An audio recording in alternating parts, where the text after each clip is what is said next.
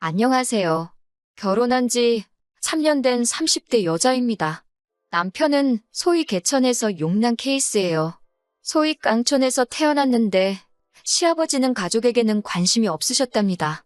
그렇다 보니 시어머니가 돈을 벌어 생활을 꾸려나가시며 집안의 실질적 가장의 역할을 하셨다고 했어요. 그런 탓에 어려서부터 일찍 철이 든 남편은 죽기 살기로 공부만 했다고 그래요. 그래도 그 덕분에 좋은 대학에 나와서 대기업까지 다니게 된 거라는 남편이 제 눈엔 너무 자랑스럽고 멋졌습니다. 연애한 지 1년쯤 되었을 때 남편은 저에게 프로포즈를 했고 저도 당연히 좋다고 했어요. 사귀면서 언젠가부터 자연스럽게 결혼에 대해서 이야기를 했기 때문에 이런 날이 올 줄 알고 있었고요. 무엇보다 제가 남편과 결혼을 결심하게 된 결정적인 이유는 바로 시어머니 때문입니다. 하루는 저희 친정부모님 가져다 드리라며 콩, 말린 무, 돼지감자 그리고 직접 농사 지을 신께 등을 한가득 챙겨서 서울에 오셨더라고요.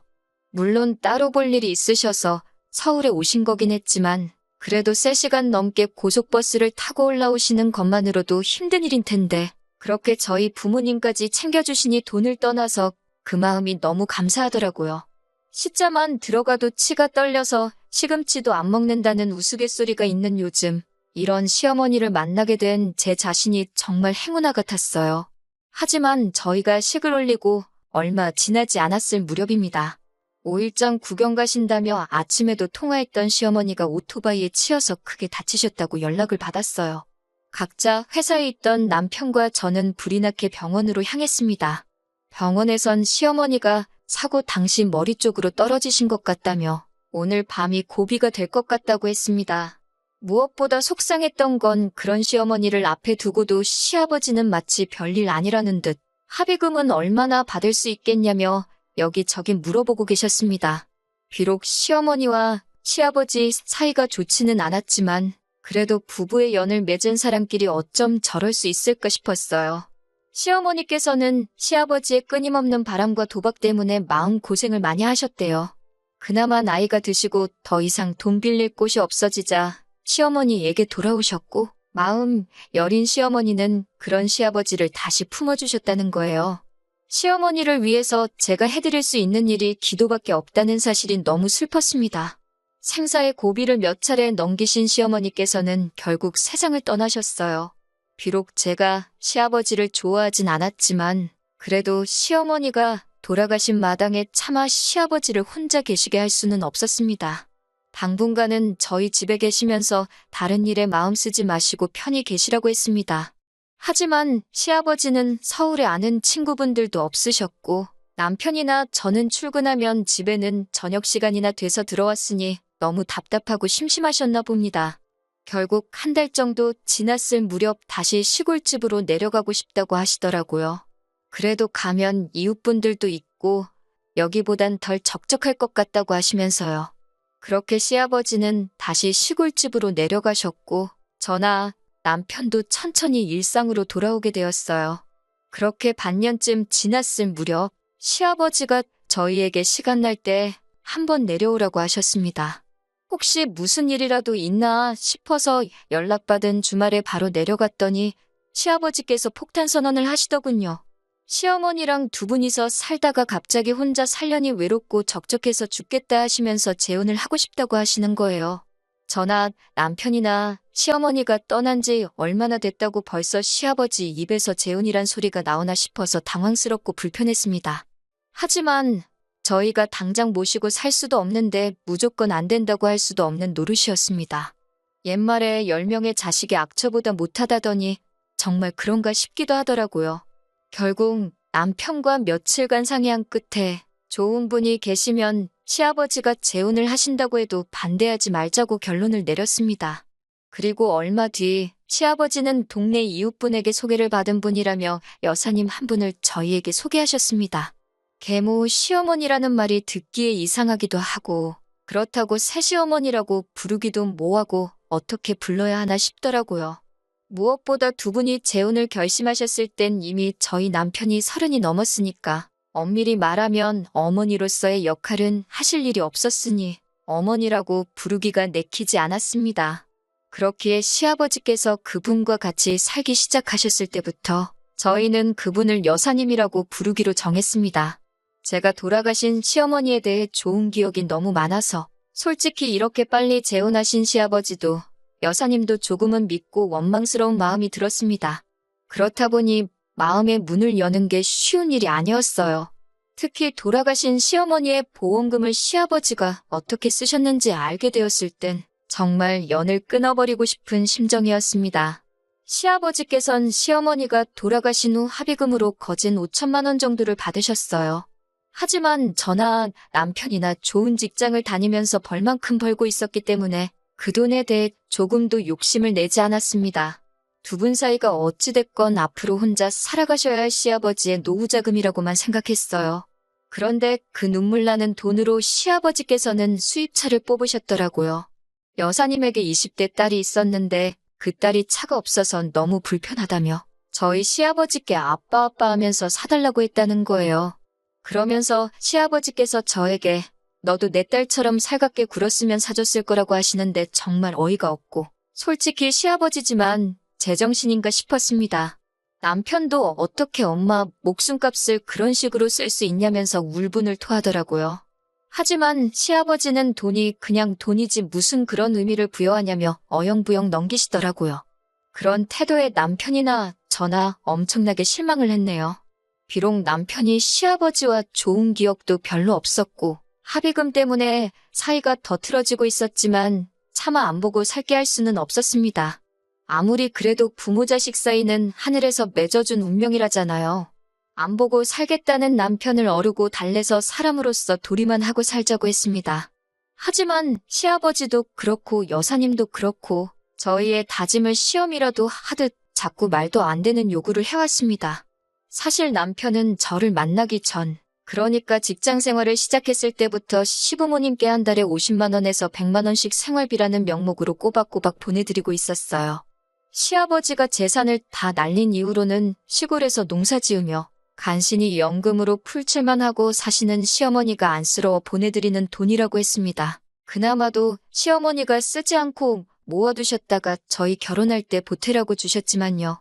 아무튼 상황이 그렇다 보니 결혼식을 올린 이후에도 예전처럼 변함없이 시부모님께 다달이 얼마씩 보내드리고 있었습니다. 그런데 시어머니가 돌아가신 후 시아버지가 합의금을 허투루 써버리는 걸 본 남편은 더 이상 생활비를 보내드리기 싫다고 했습니다. 저도 중간에 끼어서 난처해지긴 싫었기에 남편에게 당신이 하고 싶은 대로 알아서 하라고 했고요. 그렇게 한 두 달쯤 돈을 안 보낸 것 같습니다. 한참 출근해서 일하고 있는데 시아버지께서 전화를 걸어오셨더라고요. 뭐가 그렇게 급하신지 가타부타 설명도 없이 왜 생활비를 안 보내냐고 물으셨습니다. 저는 잘 모르는 일이라고 남편에게 직접 물어보시라고 하니 당신 전화를 안 받는다며 저더러 빨리 보내라고 하시더라고요. 어쩔 수 없이 일단 남편과 통화해보겠다고 하고 전화를 끊었습니다. 점심시간에 남편에게 연락해 좀 전에 있었던 일을 이야기하니 난처했겠다며 미안하다고 사과를 하더라고요. 그러더니 생각할수록 시어머니 합의금을 그렇게 써버리신 게 원망스럽고 화가 나서 참을 수가 없다고 앞으로는 시아버지께는 단 1원도 더는 쓰고 싶지 않다고 하더라고요. 처음엔 며느리로서 부자 사이를 연결해주는 어떤 중재자의 역할이라도 해야 하나 싶었지만 저도 사실 남편과 같은 생각이었기에 시아버지께 솔직한 심정을 전달하기로 마음을 먹었습니다. 퇴근 후 집에 도착해 저녁을 차리고 있는데 시아버지께 또 전화가 걸려왔습니다. 왜 아직도 돈을 안 보내는 거냐며 짜증을 내시는데 옆에 그 여사님도 계신 것 같더라고요. 피하는 것만이 능사는 아니다 싶어서 합의금으로 차를 사신 것 때문에 남편이 속이 많이 상한 것 같다고, 그래서 당분간은 생활비를 못 드릴 것 같다고 했습니다. 저는 솔직히 그럼 아버님이 해명이든 사과든 하실 줄 알았어요. 그러면 저도 명분이 생기니까 남편을 설득할 수도 있잖아요. 그런데 갑자기 여사님이 전화를 받으시더니 그 돈으로 차를 사든 똥을 닦든 그건 자식들이 관여할 문제가 아니지 않냐며 자식은 자식돌이만 하면 되는 거 아니냐고 화를 내시더군요. 그러면서 이참에 아들 며느리 교육 좀 다시 시켜야겠다면서 어디 돈으로 생색이냐고 그러시는 거예요. 그때는 저도 어이가 없어서 저는 여사님하고는 할 말이 없으니 아버님을 바꿔달라고 정중히 말씀드렸습니다. 그러자 여사님은 호칭부터 글러먹었다며 내가 이제 네 시어머니라며 벌써부터 자길 무시한다고 우는 척슈를 하더라고요. 결국 저는 남편에게 직접 연락드려서 제대로 설명드리라고 나는 그 여사님인지 뭔지랑 말도 섞기 싫다고 했어요. 그리고 남편이 안방에 들어가서 한 20분 정도 통화를 하고 나오더라고요. 남편의 얼굴은 벌겋게 상기되어 있었는데 그런 표정은 이제껏 살면서 처음 봤습니다. 생활비는 어떻게 하기로 했냐니까 여사님은 개뿔이라며 그 아줌마 딸이 쌍꺼풀 수술 시켜달라고 하는데 돈이 없어서 그러니까 일단 그럼 100만 원이라도 보내라고 그러셨다는 거예요.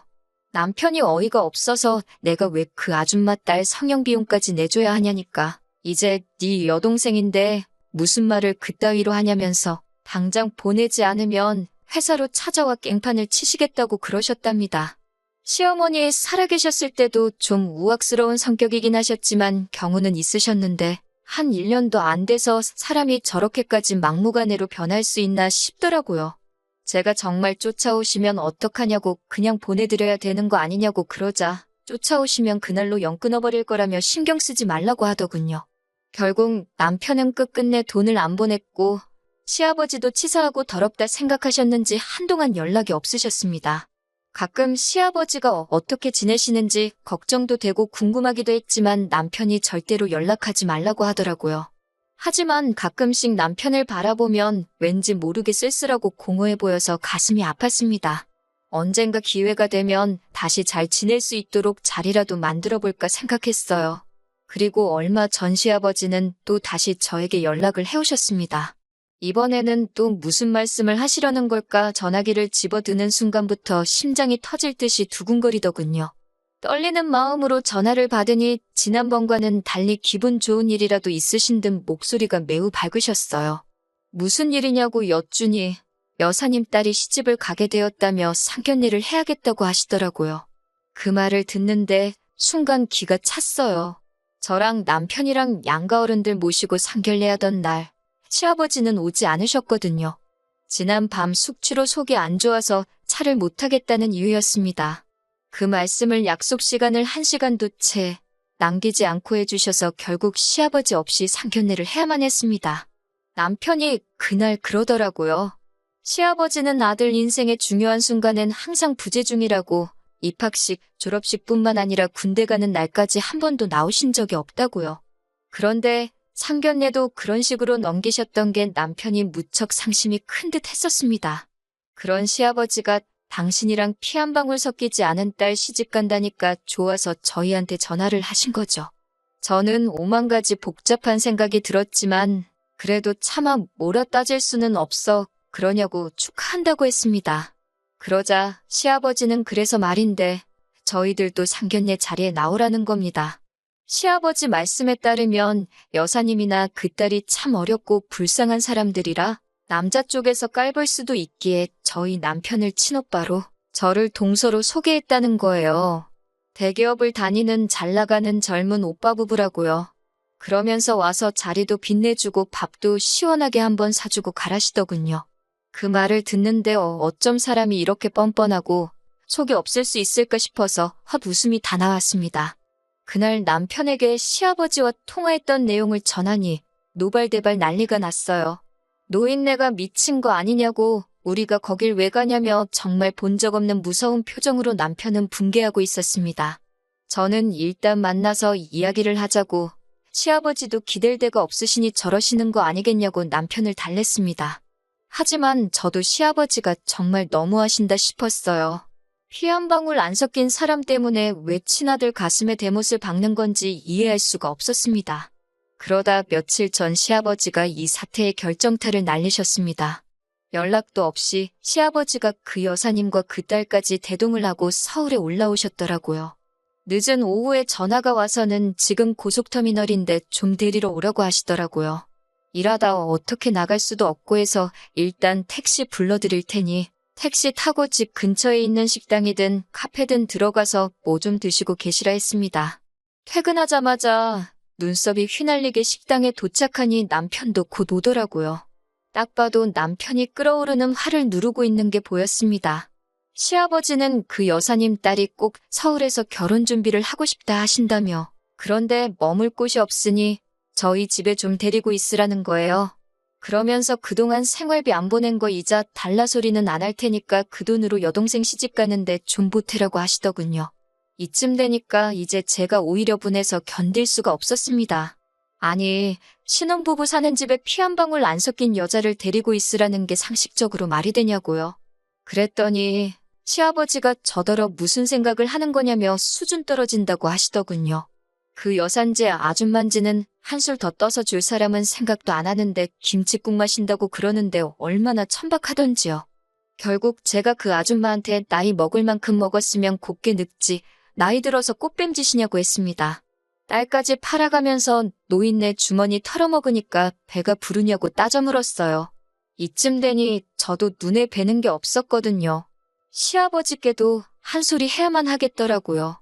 부모가 먼저 부모답게 행동을 하셔야지 자식도 자식도리를 할 거 아니냐고요.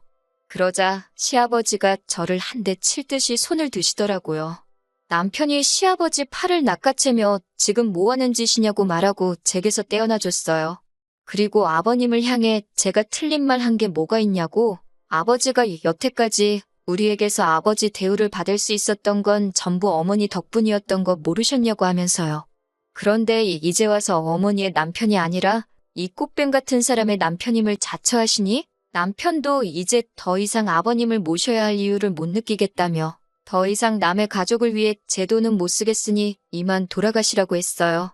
아버님도 처음에는 남편한테 자식 키워봐야 소용없다. 뭐 이런 말을 하시며 남편을 다그치셨지만 남편도 완강하게 나오니 어쩔 도리가 없어 이내 포기하고 가시더라고요. 시아버지 생각에는 그래도 어떻게 자식이 부모를 버리겠냐는 생각이 있던 것 같아요. 네 엄마도 결국 나를 다시 받아줬는데 너라고 별 수 있겠냐는 듯이 말하고는 자리를 떠나셨죠. 시아버지가 저희 앞에 찾아와 빌게 된 건 정해진 상견례 날보다도 훨씬 이른 어느 날이었습니다. 재혼한 그 여사님이 아버님 남은 재산까지 전부 들고 야반도주를 했다고 하네요. 아들과 며느리가 대기업에 다니고 있으니 저희로부터 뭐라도 빼먹어볼까 한 것 같은데 그날 저희들의 단호한 모습을 보고 더 이상 아버님에게서 빼먹을 게 없다고 생각했는지 다 챙겨서 내빼버린 거예요. 하루아침에 모든 걸 잃게 된 아버님은 저희 앞에 찾아와 사죄를 하는 것 외에는 아무 방법이 없었던 거죠. 시아버지는 남편이 다시 아버님을 지원해 줄 거라 생각하셨나 보지만 남편은 단호했습니다. 그동안 들이던 액수면 혼자 지내시는데 지장은 없을 거라고 말하고 앞으로는 연락도 이렇게 찾아오시는 것도 없으면 좋겠다 말하며 단칼에 쳐내더군요. 그렇게 한 번도 자기 가족 돌보지 않으시고 말년이 돼서야 남의 가족 챙긴다고 자기 가족들 피땀 흘려 일궈놓은 인생의 숟가락 하나 얹어놓으시려던 아버님은 숟가락 하나만 남은 여생을 혼자 보내시게 되었네요. 아버지와의 연을 끄는 남편이 안쓰럽네요. 강한 척 말은 했지만 그날 남편이 참 많이 울었습니다. 저와의 행복하고 깨끗한 미래를 위해 힘든 결정 내린 남편이니만큼 제가 잘 도와줘서 앞으로 남은 삶 행복하게 한번 살아보려고 합니다.